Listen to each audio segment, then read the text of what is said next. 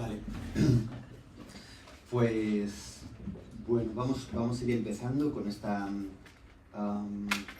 primera mesa del día, que tiene como título, como rúbrica tan bonita, Estética Menor y Amigas. Yo soy Gonzalo Velasco, que hago las veces de mero moderador, entonces voy a presentar ahora a los ponentes y después efectivamente os daré paso a vuestras seguro preguntas, ¿no? Pero antes de nada solamente quiero dar cuenta, por si acaso no se hubiese hecho ya, aunque supongo que sí, de la alegría que supone esta convocatoria, ¿no? Fundamentalmente, bueno, por el hecho de quien la organiza, estudiantes, investigadoras, es verdaderamente elogiable que esto sea así, porque supone un gran esfuerzo organizativo. Hay 3 universidades implicadas en la celebración de este congreso. Esto es verdaderamente un hito por el trabajo que supone la coordinación, por el deseo y las ganas de pensar juntas que hay detrás, ¿no? Entonces, bueno, yo agradezco que se haya dado ocasión a este congreso, que en sí mismo es un evento, en un sentido ontológico. y bueno, es una alegría estar aquí y espero que todos podamos contribuir a su buen desarrollo, ¿no? Entonces, bueno, voy la más brevemente posible. Son 3 ponencias, 4 participantes en la mesa de hoy. Voy a empezar por Ane Ortega, que es investigadora de la Universidad del País Vasco. Ane es una creadora y filósofa con formación multidisciplinar que abarca la música, el teatro musical y la filosofía. Ane completó el grado en filosofía en la Universidad de Granada, con un trabajo sobre la diferencia en Irigaray, Kristeva y Butler, y ha continuado su formación en el máster de igualdad de mujeres, igualdad de mujeres y hombres en la Universidad del País Vasco. Su trabajo de fin de máster, El silencio, el sonido, cantar a mis amigas, combina creación musical y reflexión teórica, sobre todo al formalizarse como un disco que toma como nombre y autora a sus amigas, y fue reconocida con una propuesta de matrícula honor, algo de lo cual en relación a este tema nos va a hablar hoy. Bueno, a mí, en mi flanco izquierdo, tenemos a Elías Manzano, que es doctorando por la Universidad, estas máquinas, Complutense de Madrid, investigador en el Departamento de Filosofía y Sociedad, con un contrato de la UCM Harvard. Es graduado en Derecho y Ciencia Política por la Universidad Autónoma de Madrid, es decir, compartimos, no sabía, formación base. Perdonad. Su trabajo se centra en problematizar la noción de diferencia desde la teoría queer, la filosofía de Deleuze, Nietzsche y Foucault, así como el perspectivismo amerindio de Eduardo Viveiros de Castro. Y además es coordinador de la Red Iberoamericana Foucault. Bueno, ha realizado diversas estancias de investigación en las cuales pues quizás no me voy a detener ahora. Y por último, perdonad, es que he utilizado esta tablet y no me responde. A ver.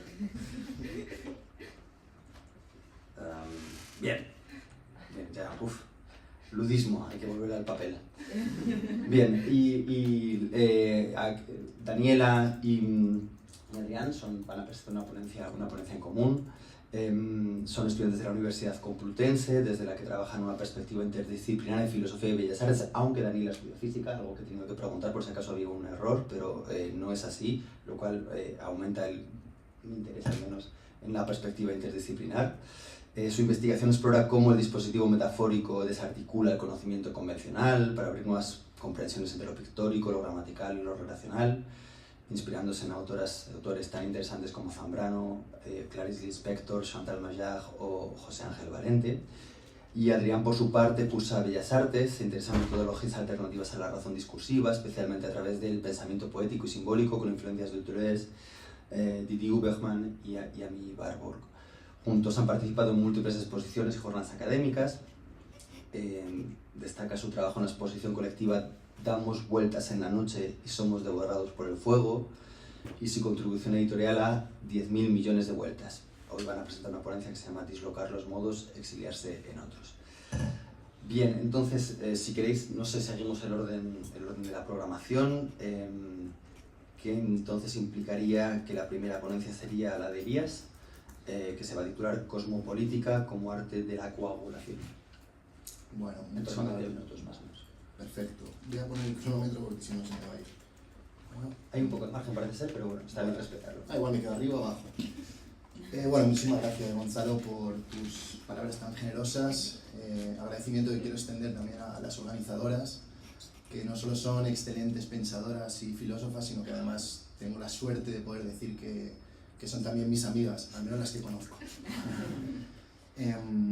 Y bueno, quiero hacer también una reivindicación de la universidad pública, hoy más que nunca, en esta comunidad más que nunca, gracias a la Universidad Complutense, de la que soy parte, gracias a la UNED, que nos da acogida hoy aquí, y gracias también a la Carlos III por hacer posible este encuentro. Y por último, pero no menos importante, pues gracias a las presentes aquí por haber venido a escucharnos. Ojalá os sirva las conversaciones que tengamos aquí para poder activar el pensamiento. Bueno, lo primero que debo decir es que yo no soy ningún esteta, no soy ningún especialista del arte, mi formación en historia del arte es pésima, muy mediocre, pero sí puedo decir que tengo algunas horas de vuelo a mis espaldas leyendo a Deleuze. De hecho, acabo de terminar mi tesis doctoral sobre Deleuze y el perspectivismo amerindio de Viveiros de Castro, y quizá por esta razón, pues quizá porque entiendo que la ontología de Deleuze es perspectivista, me tiende a sufrir una especie de atragantamiento cuando se trata de aplicar algunos de los grandes títulos, algunas de las grandes categorías a la producción de Deleuze. Es desde luego el caso de la estética, pero no solo. Por mencionar algunos, o quizá el más empleado, que es el de la ontología, me parece que es extremadamente problemático decir que Deleuze es un ontólogo al uso, en el sentido de que Deleuze haría ontología, cuando en el mejor de los casos tendríamos que decir que es una ontología la que hace Deleuze, más bien. Deleuze no es un teórico como tal. Deleuze, de acuerdo a su propia teoría, no es un escritor tampoco. Tendríamos que decir como mucho que Deleuze es algo así como un jinete de fuerzas que invita justamente a un cabalgamiento de fuerzas con el exterior, siendo todos nosotros y nosotras ya una fuera. Por esta razón entiendo que es problemático igualmente digamos, atribuir un estatuto a la ontología, tanto la ontología como la estética, como un marco autónomo de sentido. En el sentido clásico de la ontología, en el sentido clásico del arte. Algo así como una elaboración artística que produce sentido. Creo, por eso, que no debemos, podemos hacerlo si queremos, pero creo que es una aproximación no lo suficientemente poderosa en los términos del propio Deleuze, aproximarnos a su obra en términos de una subjetividad, es decir, haciéndonos cargo de esa premisa empirista que lo persigue hasta el final de sus días, que consiste en decir que la relación es exterior a sus términos. No podemos, insisto, hacer esto con su obra para después inmediatamente decir que Deleuze interpreta el arte o hace estética. No podemos decir que existe algo así como el arte, la pintura, la danza, como producciones de sentido que son fruto de la voluntad de uno o varios sujetos. Creo que esta interpretación sería contradictoria con sus propios términos. Voy a citar dos sentencias de Deleuze y Guattari de 1000 mesetas, que a priori podrían parecer que están enfrentadas, pero que no lo están, precisamente porque hay una superposición de estratos que permite delimitar, circunscribir justamente el sentido que se imprime en cada una. La primera es de la meseta 10, Devenir intenso, Devenir animal, etc., que dice lo siguiente: el arte nos parece un falso concepto, únicamente nominal. Por tanto, parece que Deleuze y Guattari rechazan a priori la noción de arte, ¿no? Sin embargo, en la meseta 11 del Ritornello dicen lo siguiente: no solo el arte no espera al hombre para comenzar. Bueno, como vemos, incluso estas mentes prodigiosas todavía utilizan términos que ya son obsoletos. Bueno, insisto, no solo el arte no espera al hombre para comenzar, sino que cabe preguntarse si aparece alguna vez en el hombre, salvo en condiciones tardías y artificiales. Pareciera que la noción que están descartando es aquella noción que circunscribe el arte dentro del estrato antropomorfo, mientras que habría una noción de arte que podemos llamar cósmica, podemos llamar terrestre, telúrica. Yo la llamo cosmopolítica porque creo que es una gran política. Deleuze y Guattari también señalan que es una gran pragmática, que sí podría recuperarse en el sentido de que lo real es performativo. En este sentido, el arte deleuziano sería profundamente antiartístico si nos atenemos a los términos clásicos del arte, es decir, una producción de sentido a partir de una voluntad. No hay en Deleuze una voluntad, salvo la voluntad no orgánica de una vida que sería anterior a la vida organizada tal y como la conocemos. No por tanto una voluntad, sino vida inorgánica. No por tanto una acción que reflexiona sobre lo real, sino una pasividad que ejecuta. Pasividad que ejecuta. Dicho de otro modo, no podemos hacernos cargo de la teoría, si queremos llamarla así, aunque no es una teoría, de la práctica artística de Deleuze, sin hacer pasar previamente al arte por las síntesis pasivas del tiempo, que Deleuze despliega en diferencia y repetición. No os preocupéis, no voy a adentrarme en el territorio de la síntesis pasiva, lo que sería por otra parte una estrategia muy burda y nada sutil de traer el terreno de la estética a mi propio campo, pero sí quiero decir, o sí quiero proponer una cierta simbiosis entre arte y ontología, en el sentido de que todo arte sería ya ontológico y a su vez toda ontología sería ya artística. Como no todo el mundo tiene por qué conocer lo que es una síntesis pasiva, y a veces aquí además es un término que me suena a priori absolutamente horroroso, puedo decir que a grandes rasgos Deleuze establece 3 síntesis pasivas que al menos en términos propedéuticos podríamos delimitar a una, que es la primera, esto ya lo estuvimos debatiendo ayer, que es la síntesis del hábito. La síntesis pasiva es simplemente una articulación teórica que despliega Deleuze para hacerse cargo de la premisa de que los cuerpos no están dados. Los cuerpos nunca es algo que está dado. Y por tanto, las síntesis pasivas son algo así como una placa sensible, iba a decir Deleuze, que contrae el afuera, los signos del afuera. Y en esa repetición de contracciones se produce una diferencia que arroja a ese todavía no cuerpo a la presencia de un tiempo que es secuencial, 1, 2, 3, etc. Por tanto, en las síntesis pasivas del hábito ya está incluida la segunda, que es una memoria ontológica o memoria inmemorial, y un futuro que es imposible de predecir, en tanto que diferencia. Esas contracciones son diferenciales. Uno contrae un signo y inmediatamente después contrae otro signo. Bueno, a grandes rasgos, insisto, esto es una violencia terrible contra la teoría sumamente bien desplegada en diferencia y repetición, pero creo que puede servir como base. Pues bien, creo que podríamos decir que el arte es exactamente una síntesis pasiva del hábito, en el sentido de que el arte es una fuerza de captura fuerzas. Es una fuerza de captura fuerzas. Para mí, el término fundamental que nos permite una aproximación poderosa a esta concepción ontológica es justamente el término de heterogénesis. Heterogénesis es un término muy poco común, muy poco explorado quizá, pero creo que guarda grandes reminiscencias o grandes... que resuena muy bien con el término performatividad. El hábito es performativo, en el sentido de que arroja algo que no estaba ya dado antes. El arte es performativo en este sentido también. ¿En qué consiste finalmente tanto las síntesis pasivas como el arte?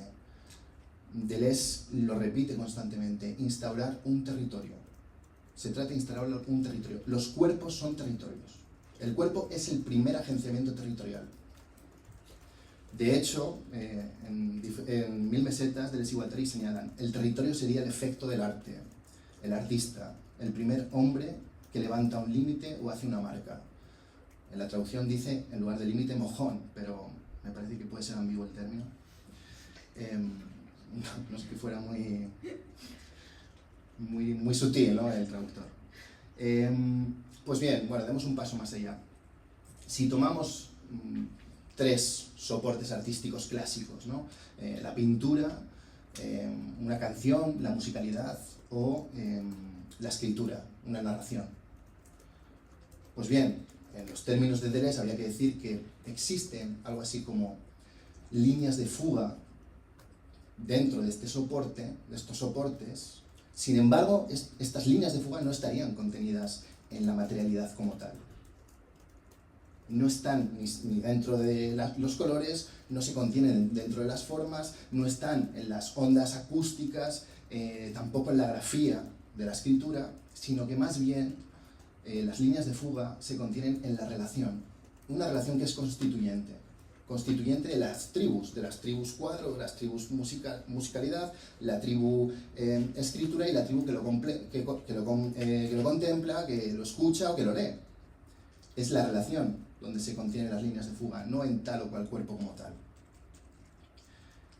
Pues bien, habría que preguntarse entonces cuál es el criterio que nos podría permitir discernir entre lo que sería, por ejemplo, el lienzo, donde el pintor o la pintora plasma el afuera y el propio afuera.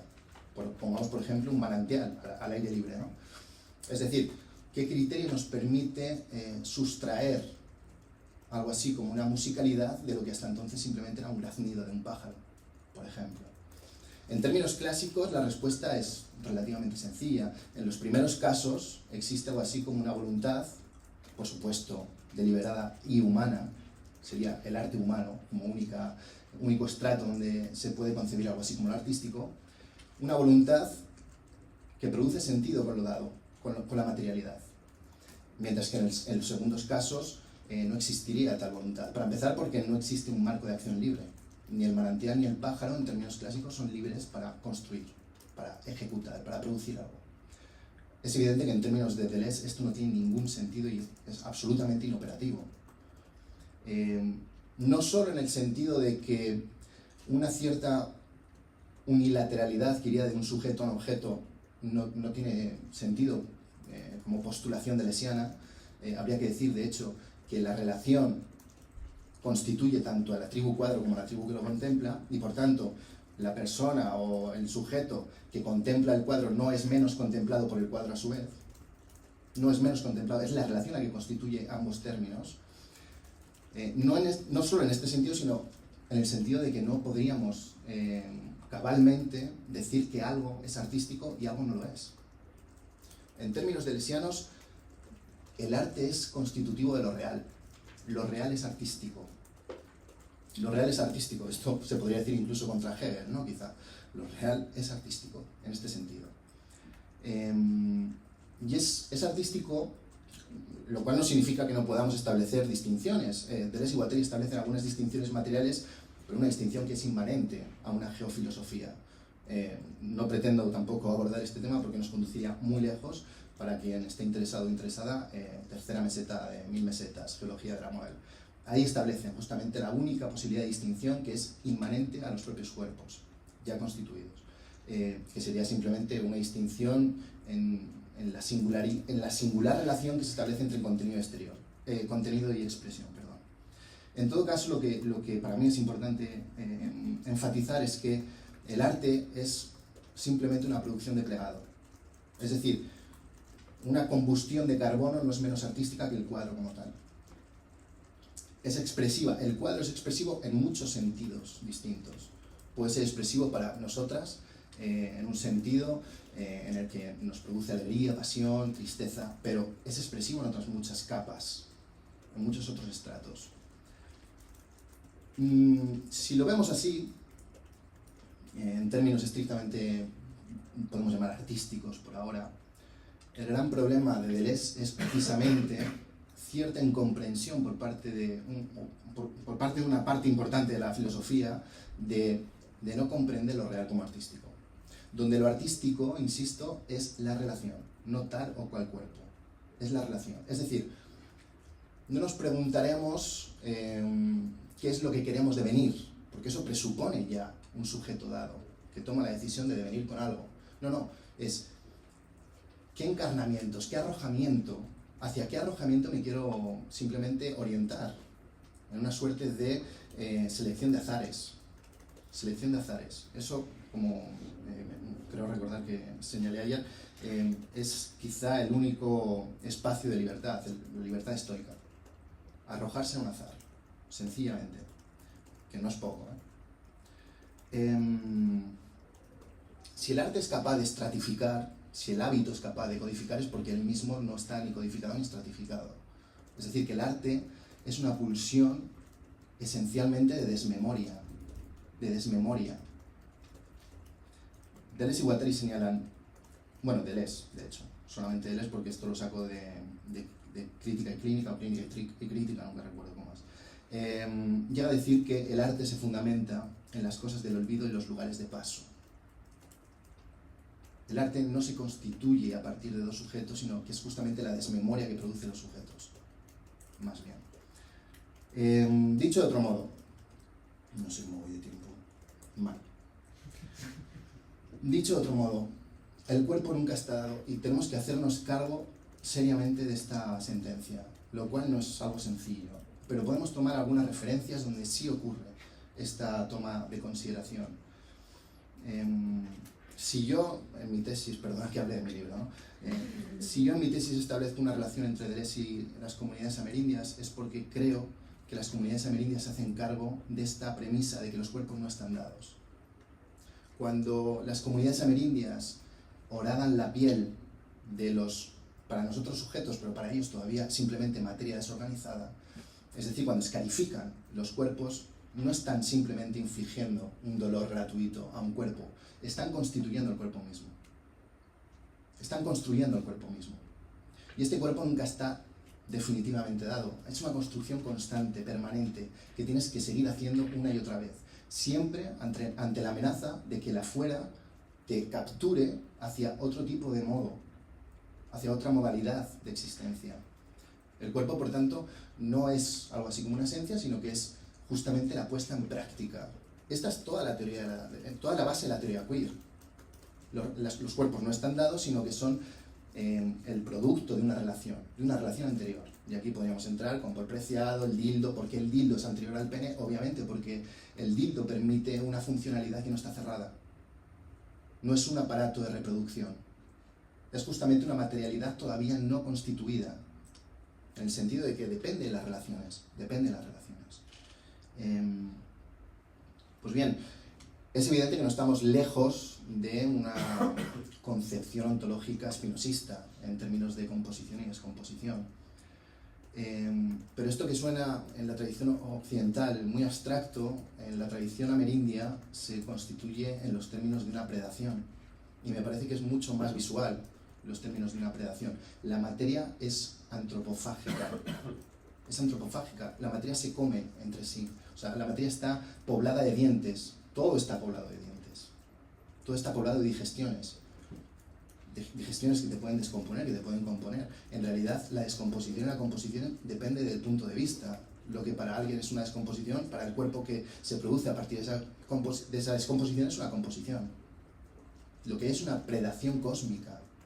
Una predación cósmica que me parece que es posible llamar cosmopolítica.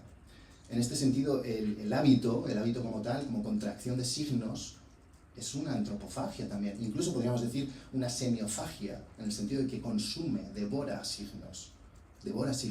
Y todo cuanto hay es esta devoración constante, en términos cósmicos.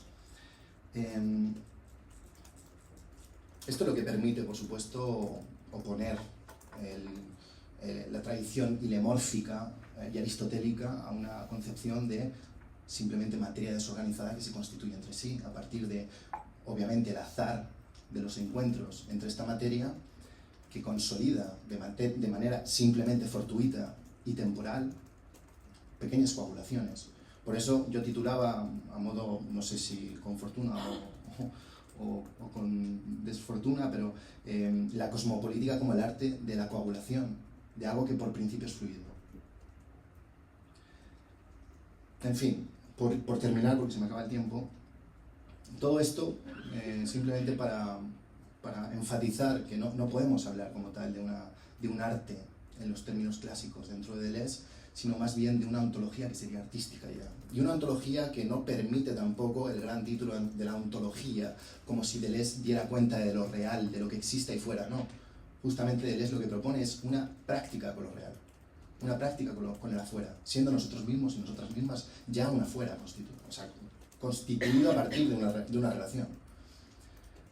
Bueno, se me acaba el tiempo, así que lo dejo aquí. Muchas gracias. Ojalá en el turno de preguntas podamos abordar otras cosas, si os parece. Muchas gracias.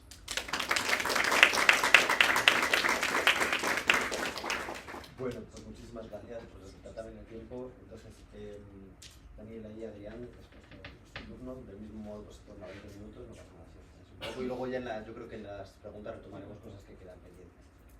Vale, que nosotros le damos presentación. ¿No sabes? ¿La podéis manejar desde ahí? Si coges tu teclado, pues. Sí. ¿Tienes sonido? ¿Queréis que pase yo? No, no hace falta. Si funciona desde aquí, nosotros. Sí, mira, lo único, o sea, para después las preguntas. ¿Quieres que pida? Ah, claro, está aquí. Sí. Vale. ¿Está colocado? Sí, ¿Cuál? sí, sí. Presentación. No, el otro. Sí, no, me voy a mover también para la... Ábrela con... Sí, sí. Chicas, ¿seguís un boli? Sí. Mayores. Pongo aquí para que se vea bien. Vamos a dar como un pequeño material que mientras hablamos, que no, o sea, que podéis ir ojeándolo y pasándolo porque hay unos pocos, pero bueno, los pasamos. Sí. Bueno, ahorita. Esos son los que compro yo.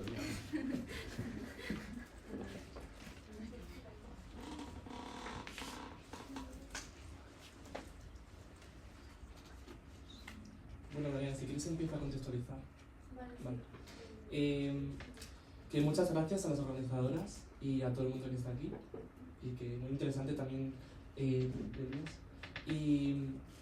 vale, nosotros vamos a hablar como más desde un lugar, como desde las prácticas artísticas y desde la posición de artistas, digamos. Como diría Aurora Fernández Polancos, evitar como lo conceptual en cierto sentido y como potenciar más un plano de lo vital y de lo experiencial, ¿no? Y vamos a hablar un poco de lo que es de investigación artística y que también quería mostrar un poco el contexto en esto.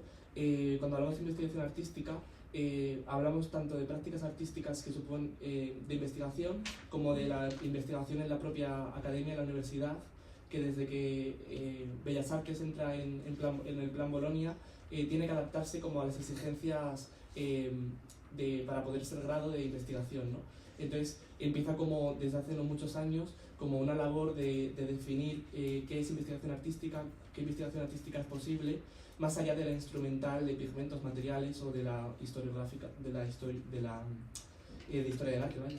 Y entonces ahí se abre un camino como de definir nuevas formas y posibilidades de una investigación basada en la práctica y la relación entre teoría y práctica y un poco esa formalización dentro de lo que es una institución académica, ¿no?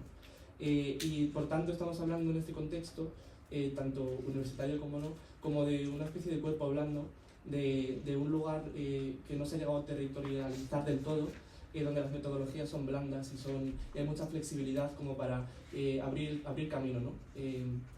Y digamos que ver no es suficiente, es preciso actuar. Y luego, bueno, como diría Deleuze, también voy a leer una cita, verdaderamente no basta decir viva la múltiple, aunque ya sea muy difícil lanzar ese grito. Ninguna habilidad tipográfica, léxica o incluso sintáctica bastará para hacer que se oiga. Lo múltiple hay que hacerlo. Nos situamos en ese hacer. Bueno, nos parecía importante destacar un poco desde dónde hablamos con esta contextualización y también un poco desde dónde leemos a Deleuze, porque realmente no nos interesa tanto lo que tiene que decir, sí nos interesa, pero no tanto lo que tiene que decir sobre el arte, sino más bien como que siento que nuestro acercamiento se articula más en torno a cómo él recurre al arte para caracterizar la actividad filosófica. Y lo más importante para nosotros es su forma de hacer filosofía, que su propia actividad filosófica es artística y no solo su descripción de ella, en la medida en que prueba para cada caso hacer lo que dice y decir lo que hace, falsear la distinción entre el decir y el hacer. Entonces para nosotros es importante reconocer este carácter poético y literario como ha dicho Alicia, pues, las cosas raras de sus obras, no como un simple rasgo de su exposición, sino como una exigencia metodológica. Se trata de pensar en las cosas desde entre las cosas. Y claro, nosotros no trabajamos tanto con el enunciado como él y con la escritura, que también, sino más con la materia. Entonces se trata de estudiar las imágenes a través de otras imágenes. Y en esta línea también queríamos leer una cita que nos ayuda mucho de Maillard, de una razón no interpretativa sino constructiva, en la que dice: el arte de este hacer comprensivo, al que por ello llamamos razón estética, consiste en lograr que nada coagule en conceptos, que siga siendo líquida la palabra, que no pierda su ritmo ni su resonancia, el don de la sugerencia. Ideas, sí, pero nunca fijas. Ideas que apenas despuntan atraen a otras voces que las irán modificando. El cometido de la razón estética es vigilar que la red nunca deje de tejerse. Entender también como la labor artística como esa labor por construir una complejidad o una red, por construir una metáfora, un símbolo o una plusvalía simbólica, ¿no? Como el artista como constructor. Bueno, vamos a hablar un poco, la verdad, como de nuestra obra, pero antes de lanzarnos queríamos como decir que para nosotros la filosofía de Deleuze y concretamente como el rizoma y estos conceptos que tienen están muy cargados, no nos sirven como ejemplo ni tema que cada proceso artístico va a ilustrar, sino más bien una operación encarnada en cada obra. De hecho, no es como el proceso de leer a Deleuze y después decir, bueno, ¿cómo vamos a ilustrarlo, ¿no? Sino que realmente nosotros teníamos unas ciertas intuiciones y unas investigaciones ya comenzadas, y encontrar a Deleuze fue como que él nos ilustró a nosotros más bien, ¿no? Entonces tampoco es nuestra intención pues, ni ilustrar el rizoma ni entrar en discusiones teóricas sobre pues, cuestiones que seguro que es mucho mejor que nosotros, porque no somos filósofos y tampoco es una pretensión que tengamos. No proponemos ni una teoría general del problema ni una historia exhaustiva de la cuestión abordada, sino que tomamos estos planteamientos y los ponemos bajo sospecha a través de la práctica.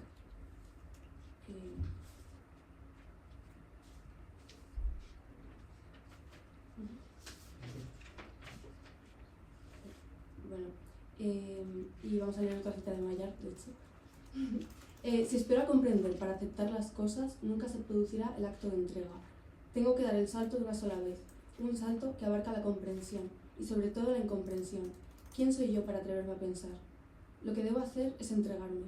¿Cómo se hace? Sé, no obstante, que solo andando se sabe andar, y milagro, se anda. Entonces, como ha dicho Daniela, nosotros teníamos ya una serie de intuiciones y estamos convirtiéndonos en una búsqueda como de una especie de sentido o de un método para nuestras prácticas, y estamos como reflexionando sobre nuestros modos de hacer. Y acabamos realizando un diagrama que presentamos en unas jornadas de investigación artística en la Biblia de la Complu, y en ese congreso todavía no conocíamos a Deleuze, pero bueno, escribimos como un texto medio performativo y con unas citas que vamos a leer y que ya como que tienen como resonancia con lo que luego encontramos en él. Abrirse. Los puntos se introducen, las líneas se trazan. Cuando hay puntos suficientes, alguna línea inicia su trayectoria. Luego los ensamblajes, una línea corta a otra, intersecciones. En los puntos sensibles se inicia la actividad. Y luego hay que seguir de claro en claro, de centro en centro, sin que ninguno de ellos pierda ni les diga nada. Estructuras nítidas y curvas que están orgánicamente ligadas a otras curvas. El texto se trabaja a través de un entrelazado perpetuo, perdido en ese tejido, esa textura. El sujeto se deshace en él como una araña que se disuelve en las degradaciones constructivas de su tela. Del mismo modo como me lanzo en el trazo de mi dibujo, este es un ejercicio de vida sin planteamiento. El mundo no tiene un orden visible, y yo solo tengo el orden de la respiración. Me dejo suceder. Quiero el profundo desorden orgánico que sin embargo deja presentir un orden subyacente. Este texto que te doy no es para ser visto de cerca. Obtiene su secreta redondez antes invisible cuando se ve desde un avión en vuelo alto. Entonces se adivina el juego de las islas y se ven canales y mares. De sus bordes prenden hilos transmisores de lo que este esquema cerebral necesita saber. Un esquema, pues, del sistema nervioso, incompleto también, el hueco del cerebro y los vibrantes. Un sistema nervioso, pues, que no ha encarnado todavía, o que se ha desencarnado ya.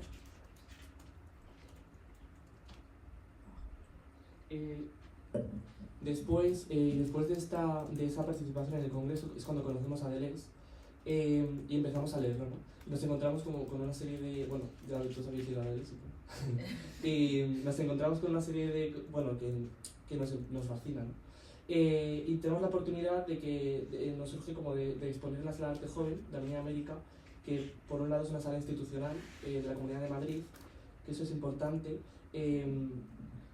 porque tratamos de proponer, o después en esta línea, o sea, estuvimos pensando que nos dieron la libertad de poder exponer lo que quisiésemos y de la manera que quisiésemos, ¿no? Y para contextualizar, la propuesta de esta exposición que se dio era una nueva propuesta de la sala, en la que los comisarios no eran comisarios sino artistas. Eran Cristina Mejías y Carlos Macia, y en la metodología curatorial no era un discurso que buscase articulación artística a partir de los artistas, sino que era un poco a la inversa, era desde el propio hacer de los artistas. Un artista llamaba a otro, daba unos nombres, esos nombres daban otros nombres, y se tejía como una red conectada por el propio conocimiento del hacer del otro, ¿no? Y del interés. Y el discurso nacía como a la inversa, ¿no? A partir de ese azar se generó como un discurso curatorial. Eso por un lado. Después, por otro, también participamos. Había una propuesta como editorial y que en vez de sacar un catálogo decidieron que iba a seguir un poco en esa línea como experimental, en la que en vez de catálogo lo que había era como una especie de cada artista que participamos en la exposición, que era colectiva, hizo una propuesta que no conocíamos entre nosotros y que debía estar hecha para que las dos caras de la propuesta, es que es un poco difícil de explicar, pero que se combinasen al azar. ¿Lo explicas mejor? O lo tengo que repetir. Bueno, era como que hacíamos 10 caras, una cara para ser, había 10 caras, o sea, 10 en la derecha, 10 en la izquierda, entonces había 100 combinaciones posibles, y esto lo hizo cada uno de los artistas. Entonces, a partir de estas 100 combinaciones que teníamos cada uno, luego pues tenían el resto de artistas, que éramos 16 me parece, su propia aportación, y entonces pues, por cuestiones de combinatoria quedaban como 10.000 millones de catálogos posibles, y de hecho, bueno, lo mencionó ayer. Sí, ayer. Sí, bueno, mencionó a Salma y a Isa, que de hecho aportan aquí. Sí, bueno, para no liarnos, esto es de Salma, que la mencionó ayer. Bueno. Entonces eso, es como esas posibilidades, ¿no? Como de una escritura azarosa. Y nosotros hicimos esta propuesta que también estábamos un poco jugando con diferentes líneas que teníamos pues, sobre el lenguaje, sobre símbolos, sobre tal, pues lo plasmamos un poco ahí. Después, volviendo a la propuesta como tal, a nosotros acabamos teniendo un espacio en la sala, y esta sala en realidad no tiene como una función residencial ni como de taller, o sea, ahí se expone una obra y se deja, y como mucho hay performance, pero no hay propuestas procesuales, digamos. Pero a nosotros nos dejaron poder usar como ese espacio como una especie de residencia, entonces teníamos un espacio al que podíamos ir cuando quisiésemos a trabajar en la obra, que no existía al principio. Dispusimos la sala como si fuesen nuestras habitaciones o talleres, estaba lleno de imágenes, de libros, de pintura, de materiales, y a lo largo de los 2 meses íbamos a trabajar y iba surgiendo la obra, ¿no? Que no tenía un destino fijo, era como una propuesta de ir encontrando a partir del propio hacer. Y acabamos pues trabajando sobre los propios modos de hacer, ¿no? Y es interesante porque tenía este factor de que la gente que entrase de fuera podía como meterse en nuestro proceso y también como hablar con nosotros durante el proceso, ¿no? Y era interesante ver cómo nuestras propuestas, que juegan mucho con lo diagramático y con diferentes sentidos que se abren, ¿no? Fue muy interesante poder ver la recepción que tenía cada uno, ¿no? Y cómo entraba nuestro discurso en el otro, y cómo lo hablábamos con ellos, y qué entendía la gente y que entraba, porque era muy diversa, ¿no? Personas mayores, familias, gente más que va a ver la exposición porque se dedica a la cultura. y era muy interesante ver eso, ¿no? Y como que ellos viesen el proceso al desnudo, ¿no? Como todo lo que conforma el ente. Y era una práctica que no tenía ni principio ni final, o sea, ya llevamos cosas hechas y no acabaron en ningún objeto concreto. Pero sí que elaboramos una tela con diagramas y acabamos haciendo una activación performativa. ¿Vale?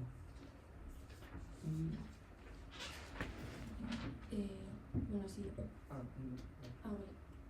Vale. No, digo que... Y ahora vamos a hablar de una línea, o sea, trabajamos bastantes como con cosas paralelamente ahí, pero vamos a hablar de una concreta que nos parece como que viene... Sí. Esta obra en concreto, como que siento que podemos hablar de ella a partir de la pregunta de cómo sería un espacio en el que pueda producirse una desterritorialización, como que sea propicio para que eso suceda. Cuando entramos por primera vez en el espacio comprendimos que la pieza trataría en cierto sentido de condiciones. La posibilidad de transitar procesos aún desconocidos conlleva unas condiciones materiales, mentales, de espacio y de tiempo. Hicimos al final una activación performativa de la obra, que es esta, y nos vamos a citar un poco lo que dijimos acerca del proceso. No existía otra luz que la de una gran tela cuyo ordimbre desconocíamos. El material de esta superficie era simultáneamente luminoso y terroso. Y como ha dicho Adrián, se abrieron pues distintas como vías y líneas de investigación, y vamos a tratar una de ellas que tiene que ver con el espacio y la articulamos un poco. La conferencia se llama dislocar los modos de exiliarse en otros, entonces ahora mismo el modo en el que nos vamos a exiliar es pues el de las matemáticas, y vamos a encontrar en ella ciertas materialidades que nos interesa adoptar y que vamos a tratar un poco, pues aunque pueda producir cierto vértigo, ¿no? Nos lo decía mucha gente después de la activación, como es que yo soy de letras y no he entendido como la parte de mates, tal, como que no hace falta realmente. Es más que nada como una cosa que nos permite alejarnos del lastre conceptual de conceptos pues como rizoma, que tienen toda una tradición repita de sinergias y confluencias, y un poco denso, que puede complicar nuestro paso por ellas. Entonces, hablar en otros términos nos sitúa en un lugar de enunciación que nos despoja y que nos permite hablar desde una singularidad desconocida y sin embargo nítida, y por lo tanto no hace falta entenderlo realmente, bastan solamente las potencias de su superficie simbólica, por así decirlo, y un poco restituir esta dignidad a las envolturas, porque hay cosas que solo se dan gracias a las envolturas y a la superficie. Y cuando hablamos de mates también yo pienso mucho en una frase del inspector que nos gusta mucho, que dice: escucha solo superficialmente lo que digo y de la falta de sentido nacerá un sentido.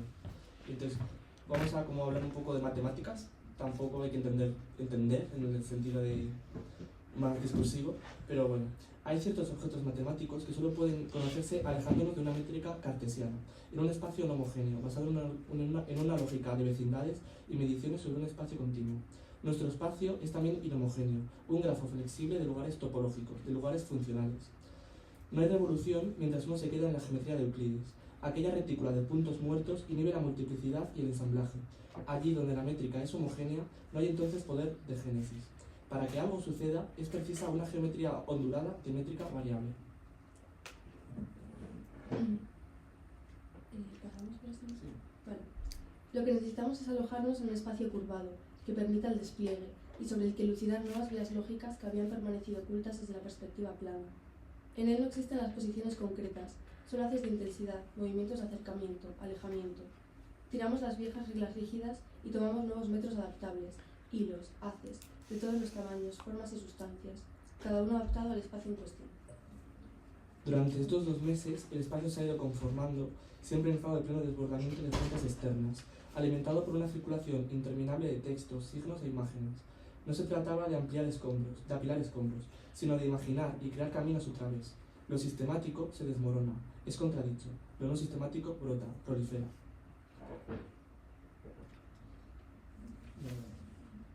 Vale. Y nos surgió una segunda pregunta, ya una vez tenemos pensado un poco cómo va a ser este espacio topológico, cómo orientarse en un nudo de signos, en algo pues rizomático. Hemos mencionado que el espacio al que nos atenemos requiere una nueva métrica adaptable al espacio. El espacio matemático del que hablamos comprende y se construye a través del haz, que es una herramienta matemática que nos permite pegar entre sí distintas secciones locales para construir un espacio en varias hojas con propiedades geométricas propias. Es decir, operamos mediante el pegado y conocemos a través del hilo. El funcionamiento consiste en conocer el espacio desplegado a través de su proyección. Estamos hablando de un espacio topológico que en matemáticas, si alguien estudia matemáticas o le interesa, la topología como que es el estudio de unas geometrías como, por ejemplo, ¿cómo es el toro? ¿El toro? Sí. Bueno, el toro, como un toro. Bueno, es un espacio de geometría que se usa en matemáticas para poder hacer ciertas operaciones, que ayer se habló de X y Y, pues sería como la alternativa... Bueno, es que de hecho ¿Tiene sentido? Deleuze hace referencia a Riemann, que es el que desarrolla un poco todo esto y contrapone pues, las multiplicidades discretas y las multiplicidades continuas, arbóreas y rizomáticas. Claro, o sea, el propio Deleuze también usaba este lenguaje y estos modelos matemáticos como para apoyar su pensamiento, vamos, que es un poco lo que encontramos nosotros. Bueno, y entonces, en ese sentido estoy hablando de eso, de ese espacio topológico, ¿vale? Y de esos espacios de Riemann.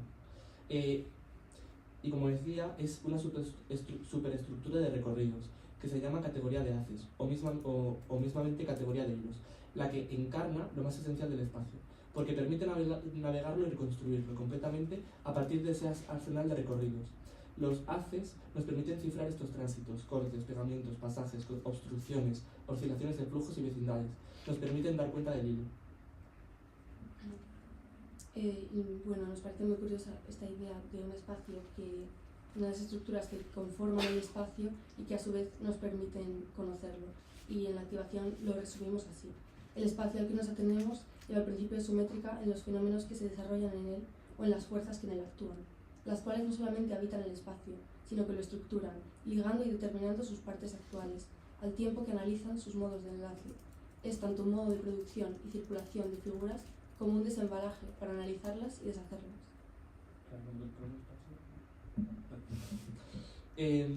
Espacio y figura comienzan a confundirse. La tela está implicada en sí misma y adherida irremediablemente al fondo problemático de las ideas que se expresan en ella confusamente. Yo me informo en la escritura, en el hacer, y ese gesto me conforma, porque lo que digo no es diferente a la forma en la que lo hago. Es decir, cuando hablamos de los procesos del espacio, hablamos también de la tela, de sus oscilaciones y despliegues, y hablamos siempre de la propia mente, del espacio, o sea, de la propia mente, espacio también, arquitectura en forma. Estos componentes, espacio, figura, mente, se determinan recíprocamente unas a otras, y no son rígidas, como bloques o átomos preformados de espacio, sino flexibles. Lo que sucede en el espacio está condicionado por su estructura interna, y al mismo tiempo la conforma.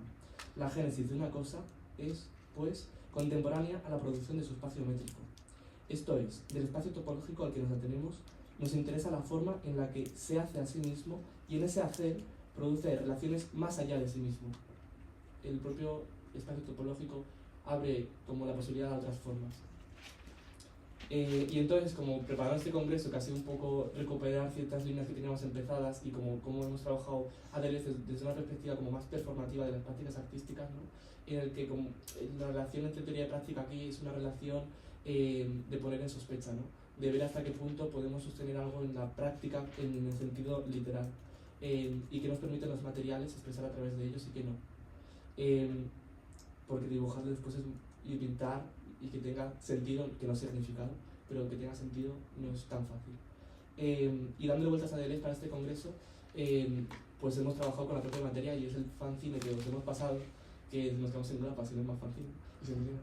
Pero le dimos vueltas a través, como que volvimos a él un poco trabajando con obsesiones más actuales, de construcción, o sea, de pues sí, cosas que nos interesan ahora y lo hemos trabajado, hemos vuelto a ver un poco a partir de esto y hemos hecho un fanzine. Y ya está, hasta aquí.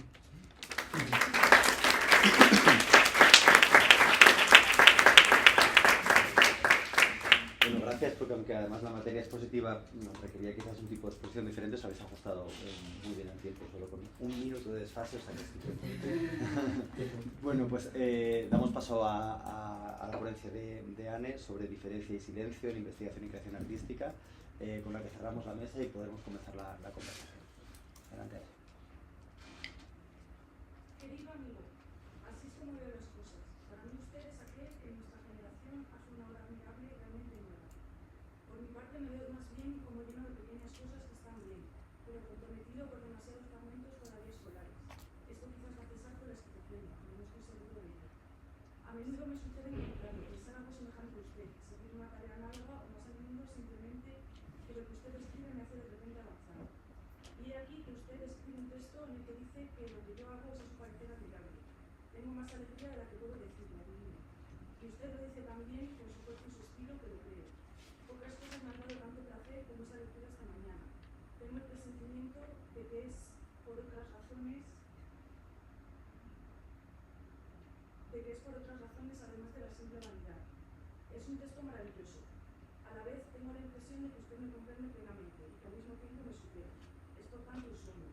Me gusta especialmente lo que usted dice de la historia de la filosofía como fantasmática, sobre la posición con la fenomenología, las tres teorías del acontecimiento, el funcionamiento del concepto, las páginas sobre Duval y Fouché, alguien globo. Esto es lo que ya había debido decir. Qué pena que nos supliera. El mundo hay que pasarse sobre la droga. El globo, ¿qué se va a pensar de nosotros? Todo el final sobre el regresar. Pero sobre todo está su tono propio que da todo esto algo extraordinario. El fin de semana lo llamo por teléfono, se lo pido la amistad, interés. Querido amigo, he leído su artículo que es interesante, excelente, con ese tono que les propio. Me encantaría, si otra cosa no me molestara mucho. Es obvio que los libros que Félix y yo hacemos juntos, usted tiene el derecho de considerarlo bajo un ángulo que no remita más que a mí. Pero eso me parece verdadero en la perspectiva de un libro sobre mí. Por el contrario, en el caso de una publicación en una revista como Critique, se vuelve muy molesto para mí. Un análisis que solo hable de mí, cuando el tema es un libro escrito de a dos. Incluso su advertencia al comienzo del texto no basta para desmentir el hecho de que usted me considera como el único autor válido. Por eso, si usted tiene la bondad de pedirme mi parecer, no puedo desear la publicación de un texto, no obstante tan bueno, en esas condiciones. Esto me causa una gran preocupación. En cambio, me alegro de las otras novedades de su trabajo. Me sorprende que las ediciones de la Différance consideren siquiera publicar algo sobre mí. Nosotros estamos enfadados. Yo debía hacerles un proceso a propósito de Bacon. Estoy feliz de que su hijo haya escapado a una grave enfermedad y le transmito toda mi amistad. Gildeles. Este año me he metido en un mundo y resulta que jamás incluso me dio más preocupaciones y preocupaciones, preparaciones y preparaciones. Por no cambiar tu voz y el océano perder. He leído todo con mucha pasión. Es más, yo me escribo sobre mí. Por no cambiar tu voz y el océano perder. Hay un sentimiento raro. Es como si usted me hubiera sumergido en otro mundo, el suyo, con otras coordenadas, sus propios autores. No hablo de la exactitud, de hecho para nada. Salvo un periodo malo, de suficiencia respiratoria, Salvo de un periodo malo. inmóvil y retirado, lo cual Moriré. más bien me gusta. Y Todo va moriré. bien. Gracias por sus envíos. No he comparado su segunda versión con la primera, pero tengo la impresión de que hay mucho cambio. En cualquier caso, el tono parece que es más fino. Esta vivacidad es su virtud. Por no cambiar tu voz. Me gusta su último capítulo. Evidentemente es muy extraño. Es muy extraño. Un pensador no Cantar aquí. Otro pensador lo recoge. Que la enviará Como desterrito y amistad. pero es a mí Esto. donde la envía. Querido amigo.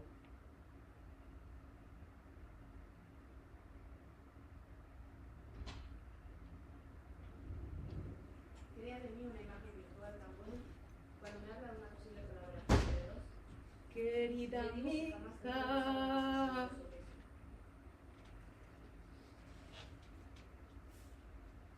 Es muy extrañable un libro que pasa entre nosotros dos, pero claro, le debo todo a usted. Ya no estoy todavía en ¿qué es la filosofía? Continúa a propósito del cine, mi clasificación de los siglos. Me gusta mucho este trabajo actual. Menos mal que llegas, Gabriela. Lleva la frase usted de guión de reconocimiento y bienestar.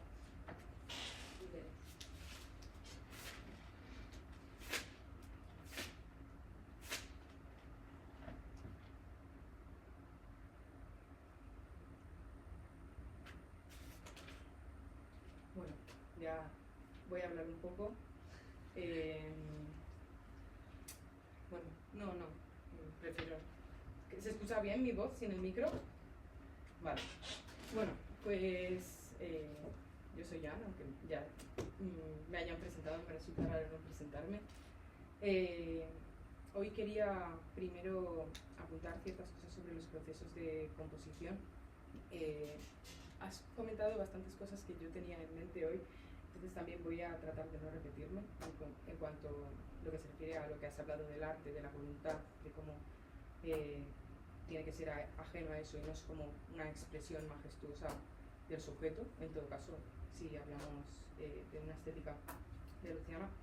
Y bueno, quería hablar sobre cómo esta filosofía de Luciana se hace presente en mis procesos de composición de maneras muy diversas, ¿no? Pero bueno, primero comentar que, como has comentado tú también de alguna manera, las canciones que creo no creo que sean una expresión majestuosa del yo, ni siquiera creo que vengan a reflejar una interioridad. Creo que esto los artistas podemos ver incluso como nuestra obra a veces es completamente ajena a nuestra voluntad y a nuestros deseos, ¿no? Y creo que muchas veces el artista tiene que vivir ese proceso en el afuera, como se comentaba, y dejar de creerse tanto que puede actuar como emisor de valores o como de la manera habitual en la que se piensa el artista. También quería apuntar hoy sobre a qué nivel se da una retirada del sujeto en los aprendizajes, y no solo en los procesos de composición, sino hasta qué punto tengo que hacer un paréntesis yo cuando canto de mí misma, ¿no? A diferentes niveles, porque, bueno, por una parte cuando estoy con mi profesora de canto, tengo que fiarme completamente y anular el criterio que tengo yo sobre mi propia voz. Cuando cantamos, nosotras somos las únicas personas a las que nos llega, cuando cantamos, esa voz más allá de, a través del aire, por la resonancia en nuestros propios huesos y en nuestro propio cuerpo. Entonces a veces ocurre que yo me escucho perfecta o yo me escucho bien y no es así. Cuanto más me escucho, menos me escucha el resto.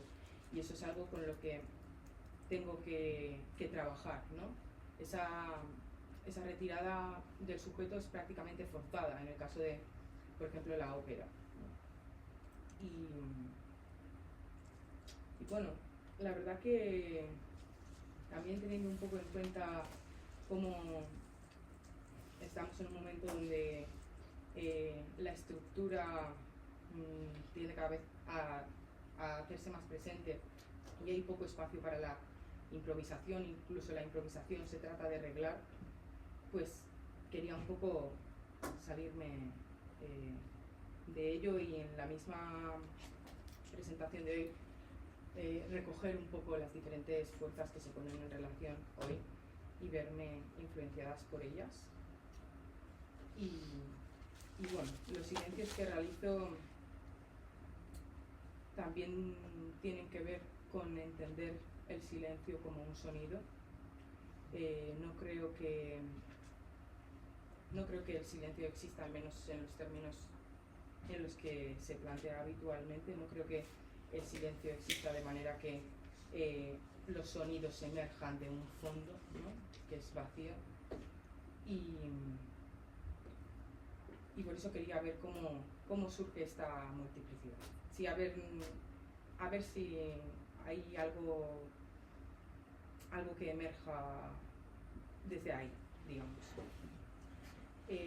Una cuestión que me gustaría problematizar hoy es como en los procesos de de composición, en la creación, yo siento que estoy haciendo a veces un ejercicio de mera escucha.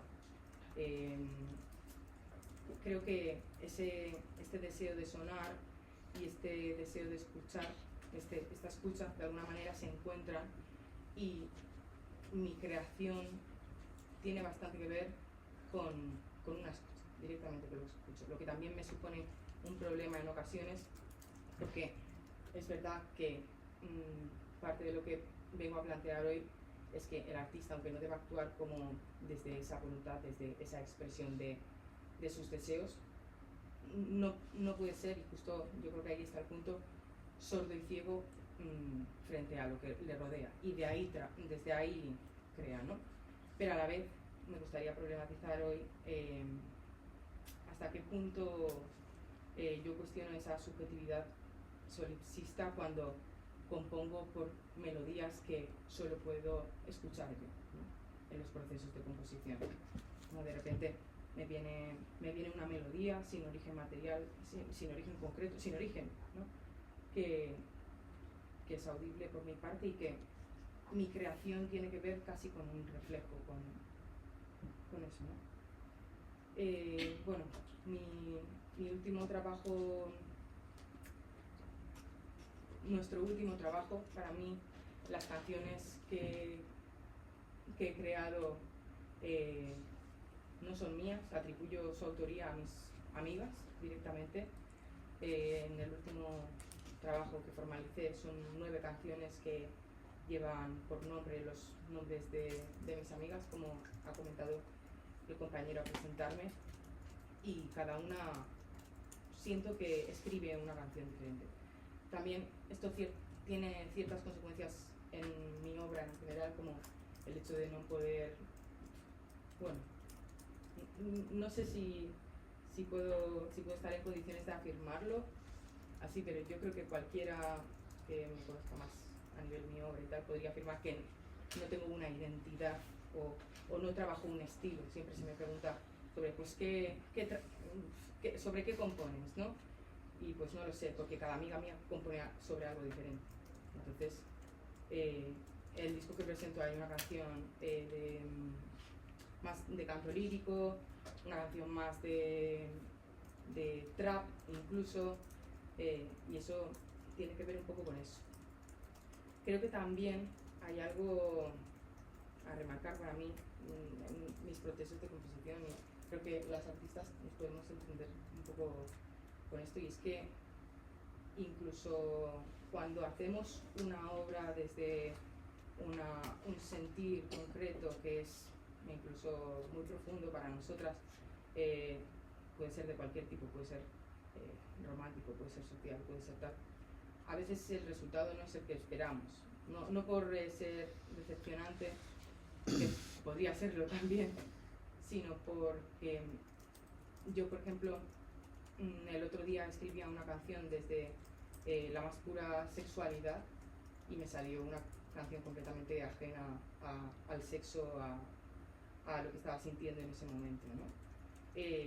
Otra vez, una de las canciones del disco que compuse para una amiga mía, que compuso una amiga mía, es una canción que hice en un momento de fiesta, donde me sentía perfectamente con ella, y la canción en principio me pareció muy triste, ¿no?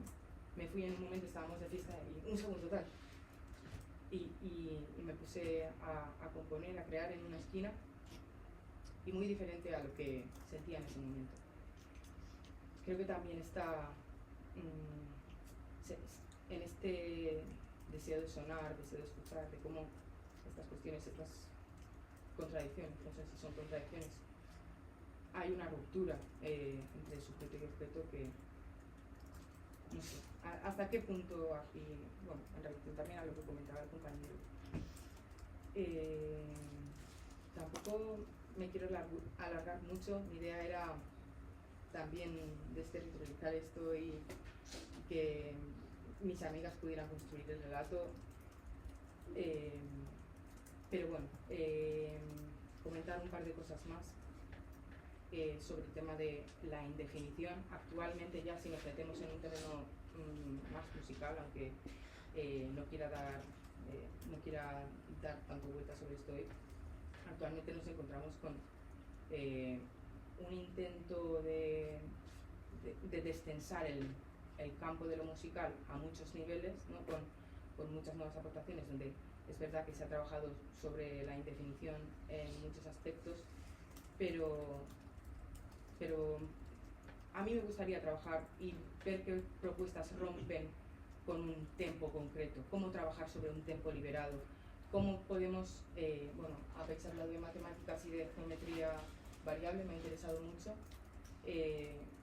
No sé si conocéis cómo trabajaban los pitagóricos con el monocordio, de manera que con el uso de una cuerda, haciendo uso de proporciones, matemáticas, etc., es de donde derivaron las relaciones, los intervalos, ¿no? Bueno, una quinta de razón justa, trabajaban con ciertos conceptos, X conceptos, y para ellos resultaba, no sé cómo decirlo, era una pena que no existiera esa matemática perfecta en lo que respecta a la música, porque, disculpadme, me tengo que mover un poco para estar bien. Empezaban con ese primer do, ¿no? Y pasaban haciendo una relación de una quinta a través de un intervalo, empezando un do, sol, tal, pasando por todas las notas hasta llegar al mismo do, suponiendo la proporción que tenían que establecer para encontrar ese mismo do, pero en otra octava, pues no hay una coincidencia perfecta entre la aparición del primer do y la aparición del segundo do. Entonces, eso, pues para ellos no, es una pena. ¿Qué es lo que ocurre en la modernidad? Bueno, que es actualmente lo que yo veo que nos regimos más, es se ha cogido lo que es la distancia del do al do, ya no se buscan proporciones matemáticas, ya no hay tanto interés en esa belleza, y lo que se hace es repartir matemáticamente y proporcionalmente la distancia que existe para que exista pues el concepto de intervalo, el concepto de semitón, un poco todas estas cuestiones giran en torno a eso, ¿no? Y lo que hace es pues establecer proporciones donde hay una consonancia entre la primera aparición del do y la segunda, que es forzada, por así decirlo, que no se da de forma natural. Entonces, a mí me gustaría, de alguna manera, porque creo que esto tiene una implicación a diferentes niveles de afinación, de tonalidad, ya lo que es la tonalidad, nos podemos meter en ello cuando a través de la tonalidad tratamos de entender una canción. Podemos hablar de un relato único y de una generalidad extraída, por así decirlo, también. Entonces, a mí me gustaría romper con eso, me gustaría también ver un mapa de esas variaciones, de esas diferencias, sin tener que extraer esa generalidad, ¿no? Y, por así decirlo, hacer como de cada sonido un centro. No menciono mucho a Deleuze, realmente, pero estoy hablando sobre Deleuze, aunque no lo mencione en diferentes cosas que se puedan percibir. Pero bueno, esto sobre la tonalidad, sobre la afinación también, el concepto de nota en lo musical al final rige, ¿no? Esa cuestión. Y creo que de alguna manera habría que superarlo incluso dentro del campo de la música, aunque se plantea una extensión de lo que es lo musical y una aceptación de todos los sonidos. Creo que incluso habría que romper con este concepto, ¿no? Porque de cierta manera es identitario, según estas cosas que planteo. Y bueno, ¿cómo voy de tiempo? Pues más o menos estás en el límite. Vale. Quería dar voz si quisieran a mis amigas comentar algo, pero a lo mejor no es así. Me gustaría que se me interrumpiera si se quiere. Pero bueno, realmente más allá de esto y más allá de lo que se pueda intuir de bueno, creo que es obvio lo que plantea esta estética menor basada en la amistad, ya con lo que he dicho. Pues realmente hasta aquí sería mi aportación, porque lo que más me interesa es luego cuando se me responda esto poder ponerme en relación con la persona que me responda, así que... Vale. Bueno, muchísimas gracias.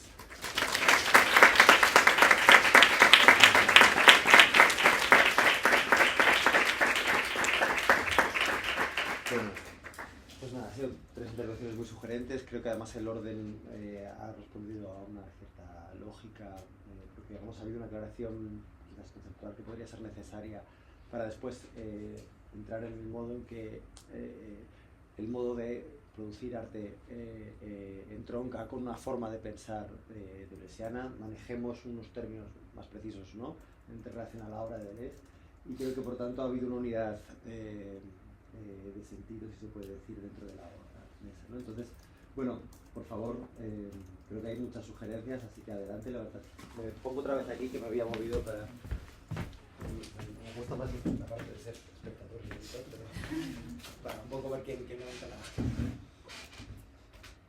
Pues sí, si queréis... Bueno, sí, vamos por orden, sí. Adelante. Yo. Sí. Pues, bueno, muchas gracias a las 4 por las ponencias. Han estado bien. Yo voy a hacer una pregunta para Elías y luego una pregunta conjunta para vosotras tres. Para Elías, te voy a hacer una pregunta que yo creo que te favorece. Y era si podrías explayarte más en esa idea de que Deleuze no hace ontología, en el sentido de que, por ejemplo, frases como que el ser es lo uno, esa crítica que hace una diferencia de repetición a la representación, cuando habla del ser, lo virtual y lo actual. La pregunta es la siguiente. ¿Qué valor tienen esos enunciados? Si para ti tienen solo un valor ético, práctico, político, o tienen un valor metafísico, se puede decir. ¿Y cuál sería la diferencia entre esos enunciados de diferentes repetición o lógica del sentido, sus libros más anteriores, y los que se hacen en Mil Mesetas? ¿Tienen los dos la misma función? Va un poco por ahí. Luego, para las otras tres, como son ponencias de corte más artístico, mi pregunta es muy sencilla. ¿Cuál creéis que es para vosotras la relación entre lo que veis y la práctica? Es decir, vuestras obras, tus canciones, en vuestro caso vuestras performances, vuestras obras, vuestras imágenes, ¿se modifican por leer a Deleuze? ¿O más bien Deleuze es un complemento discursivo para articular vuestras imágenes o vuestras canciones? ¿O de facto hay unas canciones deleuzianas y otras no, unas imágenes deleuzianas y otras no? Gracias. Respondemos Creo de que una. sí.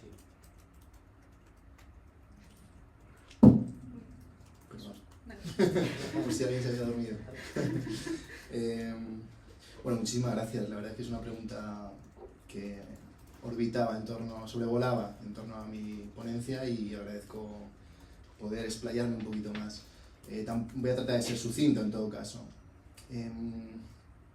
Creo que no es casualidad que después de que Deleuze explora las 3 síntesis pasivas en los 2 primeros capítulos de Diferencia y Repetición, el tercer capítulo es sobre la imagen dogmática del pensamiento. Es la conclusión lógica. No puede haber un pensamiento dogmático si tomamos en serio las síntesis pasivas del tiempo. No puede haber un pensamiento absolutista sobre lo real si tomamos en serio las síntesis pasivas del tiempo. Es decir, la teoría, digamos, ontológica de Deleuze es también el resultado de una síntesis pasiva. Es ella misma una síntesis pasiva. No es razonable, no es poderosamente un ejercicio consecuente con la propia teoría de Deleuze, que la teoría de Deleuze no se muestre impermeable a su propia teoría. Es decir, Deleuze, en Mil Mesetas, Deleuze y Guattari establecen la diferencia entre ciencia nómada y ciencia, no sé cómo la llaman, me imagino que absolutista, una cosa así, ¿no? O dogmática o moral. La ciencia moral consiste en salirse del campo de observación, salirse de la realidad para poder observar como desde la orilla todo lo que te rodea. Mientras que la ciencia nómada consiste en seguir esas propias corrientes, en sumergirse en la realidad Ya no eres una parte externa a lo real que te permita describir o interpretar o explicar algo de lo real, sino que eres parte de la misma realidad y por tanto lo que pones en marcha es una práctica con ella. Eso es un pensamiento no dogmático. Y creo que por esta razón no podemos caer en, digamos, en el estatuto más inocente de la filosofía tradicional de decir que Deleuze hace ontología en el sentido de que diría algo sobre lo real. No, Deleuze, en todo caso, como decía, hace un cabalgamiento con lo real. No sobre lo real, con lo real. In situ.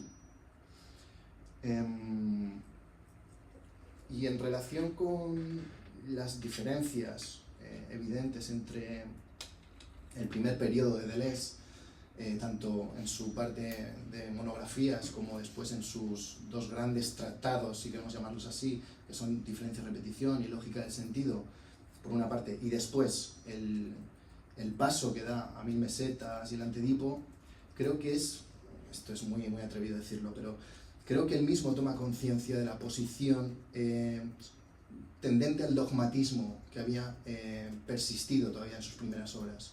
Y en 1000 mesetas, como en el Antedipo, pone en marcha una práctica discursiva que ya es estilística, porque es en el estilo donde está todo, es el estilo donde están las fuerzas, es en el estilo donde están las potencias. Por eso en 1000 mesetas dice, no hay diferencia entre cómo se dicen las cosas y lo que se dice.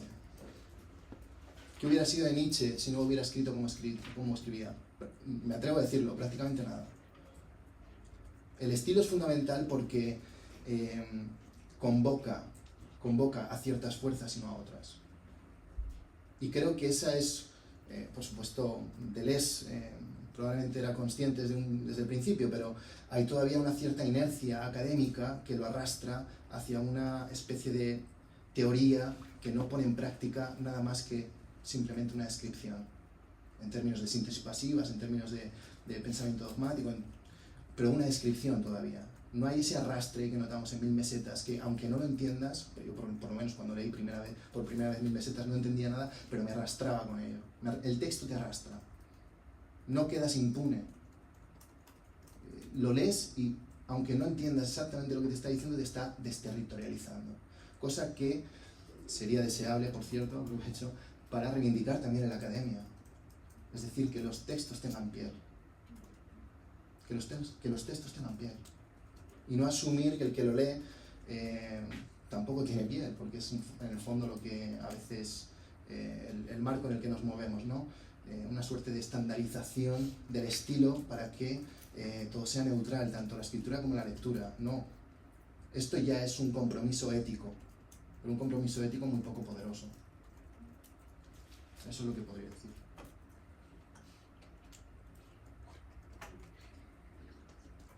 Bueno, yo comentarte que creo que más bien cuando he leído a Deleuze he reconocido mi práctica artística en su filosofía y ha sido más bien como, sí, efectivamente, así opero, así funcionan los procesos de composición, ¿no? Y creo que a la vez cuando compongo o cuando se compone se recuerda a Deleuze o de manera que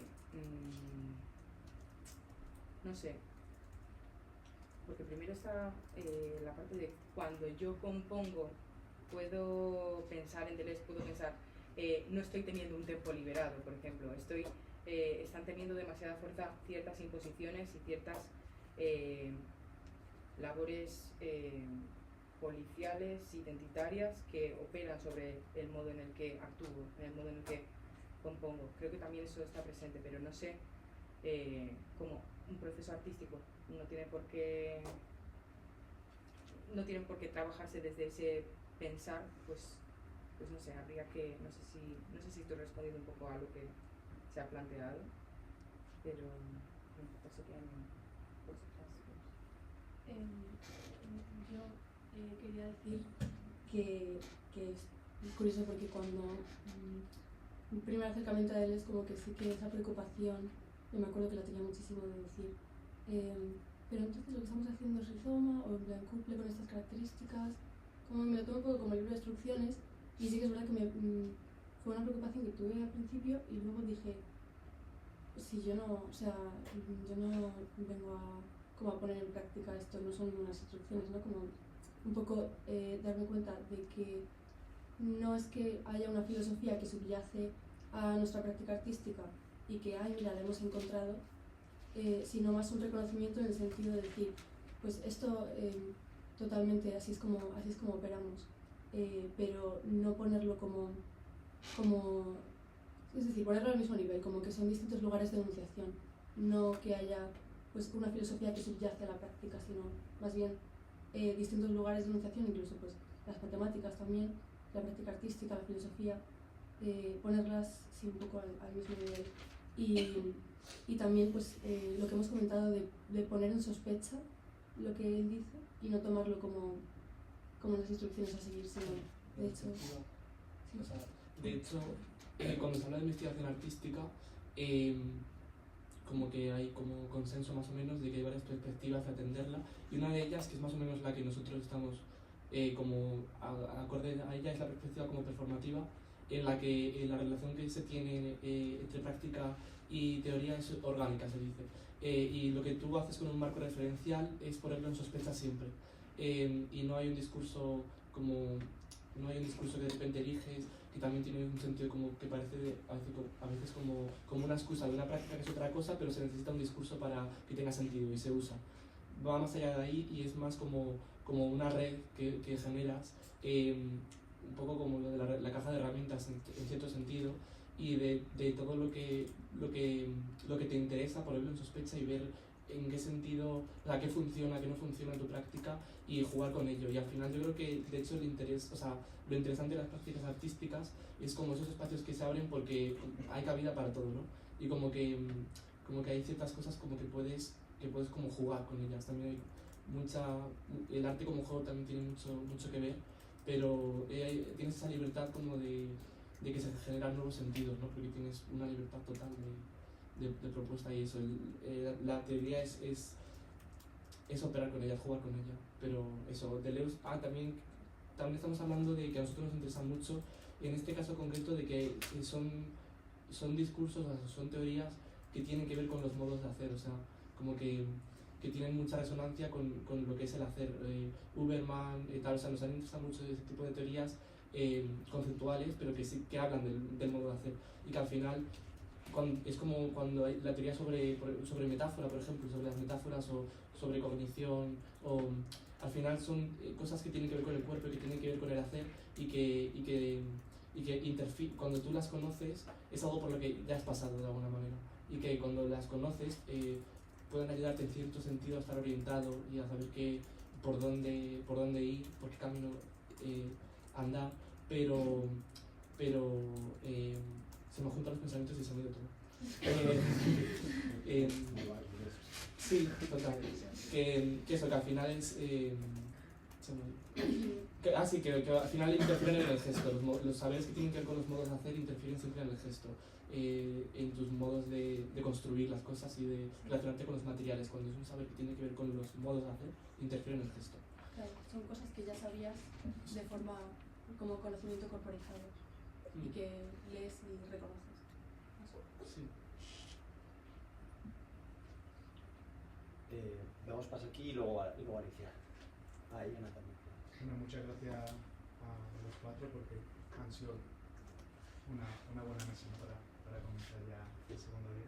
Mi pregunta creo que va a ser muy escueta, lo que tengo ideado va a ser a Elías, porque tampoco quiero ocupar mucho espacio ni mucho tiempo, o vamos. Porque has recalcado la importancia de esta primera síntesis, que siempre está en relación con la segunda, en una relación de titularidad. Y es muy interesante, pero me pregunto cómo entraría dentro de esta cosmopolítica coagulada o de coágulos, ¿no? Esta tercera síntesis, esta comunicación con el afuera, que lo has dicho también muy bien, pero cómo entraría dentro de este quiebre, de esta cesura, de esta rotura, de esta introducción de la diferencia comunicante con el afuera, ¿no? Porque el hábito permanece dentro. A lo mejor esta interpretación la estoy metiendo yo y quizá puede servir un poco para la discusión. Muchas gracias. Hacemos una ronda de preguntas a lo mejor ahora. ¿Te parece Alicia y luego Ana y luego ya? Sí, bueno, más que una pregunta, quería haceros 3 observaciones y además una despedida porque me voy a tener que ir antes. Entonces quería aprovechar para dejaros, bueno, pues estas observaciones. Os quería decir que he sido profundamente feliz al escuchar todas estas intervenciones. ¿Por qué?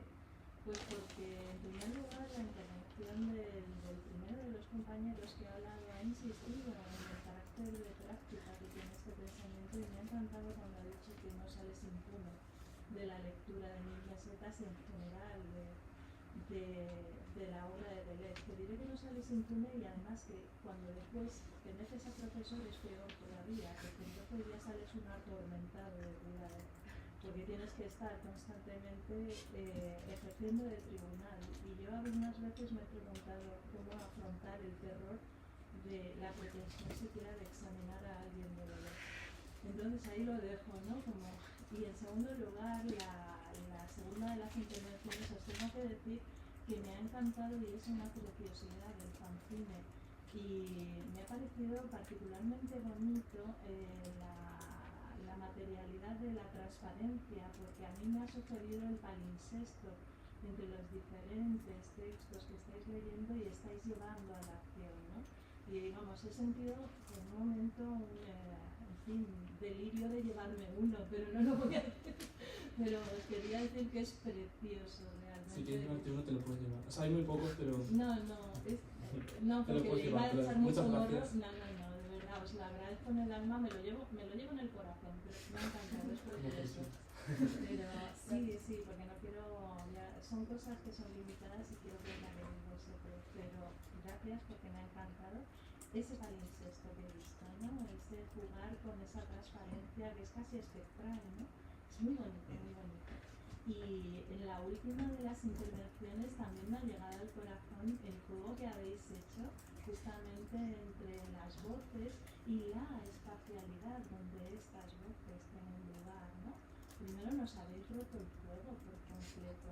Podemos empezar a escuchar esas voces entrelazadas, esa pluralidad que estabais construyendo a través de la contraposición y ya después tu intervención preciosa a la hora de cantar. Yo me he imaginado por un momento, es una idea muy loca, pero me he imaginado, digo, bueno, yo creo que Deleuze estaría muy feliz viendo todo esto.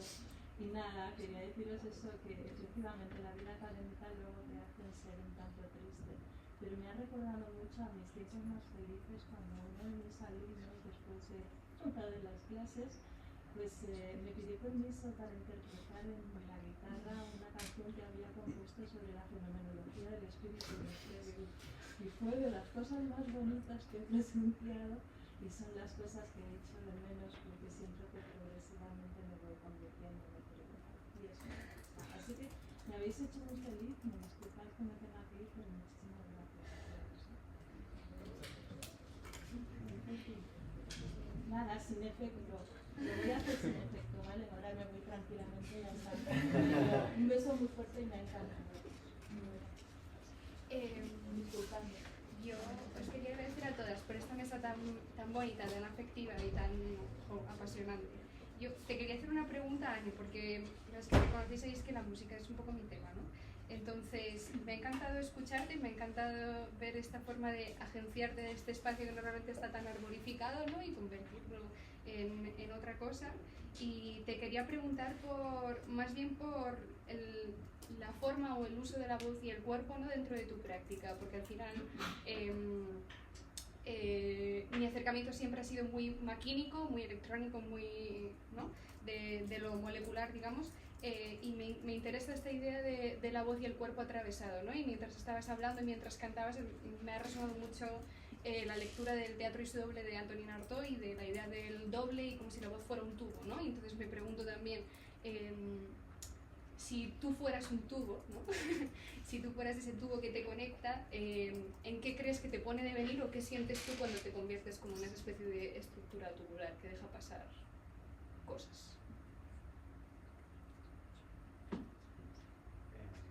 Venga, damos paso a otra pregunta más y... Añadida a la que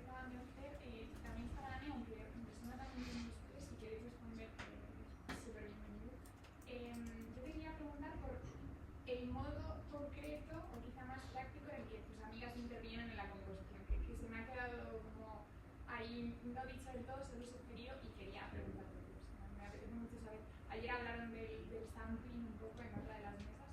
Quería saber de qué modo tus amigas están en el proceso. Pues adelante, como queráis. Como queráis. Sí. Empieza así, ya que... Sí, a lo mejor para empezar por el final. Vale, pues lo primero que has dicho tú, luego me gustaría hablar contigo, si es posible, porque me parece un tema muy interesante. Y ya que tocas la música, me interesa conocer a deleuzianos músicos. Pero bueno, respondiendo un poco de qué sería tubo, yo creo que de todo, porque justamente plantearme en esa situación de escucha tiene que ver con, como decía, hacer de cada sonido un centro, ¿no?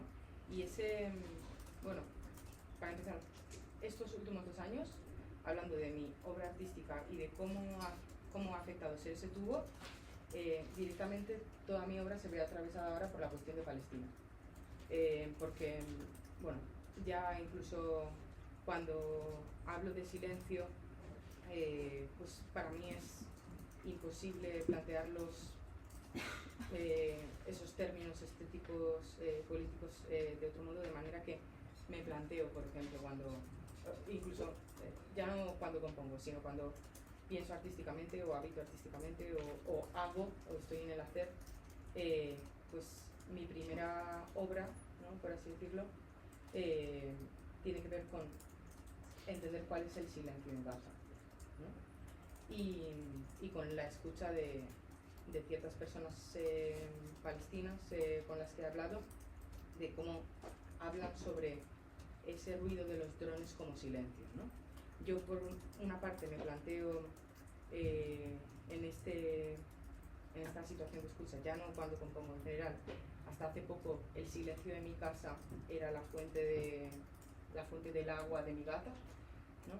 Hasta que la quité. Ahora hay otros silencios, ¿no?, para así decirlo.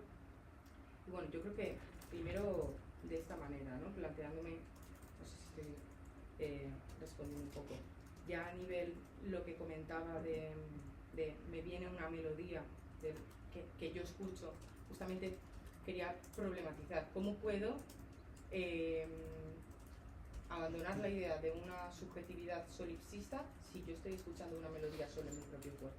Y esta es una de las cuestiones que se me plantea como problemática que me cuesta entender. Y bueno, un poco en relación a cómo mis amigas intervienen en el proceso de composición, realmente ellas no escriben como tal la letra, pero si tuviéramos que prescindir de alguien en esa composición, entre mi amiga y yo prescindiría de mí en ese sentido. Tampoco creo que haya una distinción en lo que se refiere a como esa canción. Yo de verdad creo que se sitúa en el entre, ¿no? Pero no creo que me tenga como origen a mí. Eso me parece como importante, aunque sea mi voz, aunque resuene desde ahí. Hay una escritura que es que para nada yo trato de expresar algo en una canción, ¿no? O bueno, no sé si un poco respondo. Es verdad que en ocasiones directamente me inspiro con la voz de mis amigas y he llegado a crear canciones cuya tonalidad se basa en el tono de voz de mis amigas. Entonces, de esas variaciones, porque bueno, yo incluso cuando empiezo a conocer a alguien presto bastante atención a su voz y suelo ver las variaciones, suelo ver, bueno, un poco así en plan friki, y a veces sí que me ha salido incluso componer desde ahí, desde la voz de una amiga. Hay una canción en concreto en este disco que para mí, una de las canciones tiene que ver con el reflejo de esa voz de mi amiga, porque yo incluso siento que mi voz se modula de manera que estoy dándole voz a ella, o es su voz, o incluso el sentido de la canción. O sea, yo siento que ella la entiende más, a ese nivel tiene esa participación en mis procesos de composición, a ese nivel tiene sentido como que una amiga me inspire una canción. Bueno, no sé. Me está regalando un montón, pues lo digo para devolverte, a un fragmento de Mi hablo con ti que yo cuando lo leí me morí, que dice algo así como el diálogo surge del entre, cuando el interlocutor me habla, me arranca pensamientos al hablar que yo no sabía que poseía, y hay algo que es ese entre que formamos entre las dos, que no es ni yo ni él sin mí, ni yo sin él, sino eso que se genera en la conversación. También él habla de cosas parecidas, de cómo los pensamientos se producen en el propio diálogo, cómo se arrancan por el propio interlocutor. Totalmente. Quería preguntarte ya cosa súper práctica, ¿cómo podemos encontrarte? Bueno, pues ahora mismo justamente estoy en ese proceso de contradicción porque no quiero hacerme presente en mi música tanto. He tenido como, bueno, sí que tengo opción de eso, tengo mi disco, tengo tal, pero ahora me enfrento con un problema fundamental para mí, que es intentar desarrollar mi carrera musical sin hacerme presente. Entonces, incluso ahora vamos a grabar un videoclip. Estoy con la lucha con mis amigas porque incluso ellas me intentan hacer más presente de lo que yo quiero, ¿no? Y a mí me gustaría, de alguna manera, de verdad, retirarme, ¿no? Entonces, eso no lo sé. Y lo que decías del entre y en relación a Merleau Ponty, simplemente por responderte a esto, yo creo que se entiende muy bien si lo digo así, que yo soy rehén de mi amigo en la canción. Entonces, ¿quién tiene ahí, no? O sea, ¿dónde está? No sé. Gracias por vuestras preguntas e intervenciones. No sé muy bien si tenéis No, o sea, no mucho, pero que totalmente, que nos interesa muchísimo lo que habéis dicho del entre. O sea, totalmente hay ideas que o sea, nosotros que solemos trabajar juntos muchas veces, es un tercer espacio el que se crea, o sea, no es ni lo suyo ni lo mío, es un entre. No sé qué Estamos justo en la hora. Debemos ir terminando, supongo. No sé si hay alguna cosa más. Sí. ¿Respondo a mí? Sí, perdóname que respondo a mí lo rápido. No. Bueno, muchísimas gracias por las contribuciones, han sido maravillosas, como la mesa también, aprovecho para agradecer, ha habido como una desterritorialización académica muy bonita. Bueno, por responder a Milo, yo, claro, la premisa de que el hábito es una suerte de interioridad, no sé si lo he entendido bien, creo que al menos no es la interpretación que yo le doy.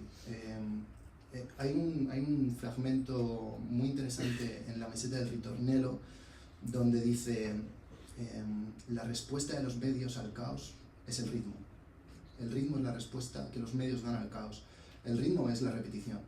Lo podemos, creo que decir ya, el ritmo es la repetición. El hábito constituye un ritmo. Y allí donde hay ritmo hay hábito, o sea, ahí donde hay vibración, donde hay contracción de signos, hay por tanto un proceso de subjetivación o de individualización. Por tanto, claro, la intervención del hábito en el afuera, el hábito ya es una forma de afuera. Y de hecho en la meseta 3 lo dicen claramente. Los estratos constituyen sustratos para el estrato siguiente.